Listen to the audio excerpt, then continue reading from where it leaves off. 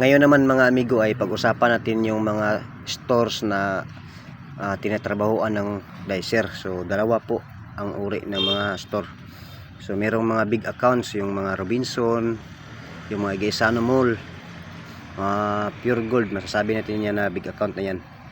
At yung isa naman ay yung mga small outlets, kagaya ng mga maliliit lang na mga tindahan, yung mga grocery stores. At kasama na din yung mga SM, yung mga Ayala, yun yung mga big accounts, yung mga malalaki na mga grocery. Yan yung mga store na maliliit lang, yung mga grocery store, yung mga Mercury Drug, meron ding Dicer na nagtatrabaho dyan, yung mga pharmacy na maliliit. So yun, yun yung dalawang uri ng store na ginudutihan ng mga Dicers katulad namin.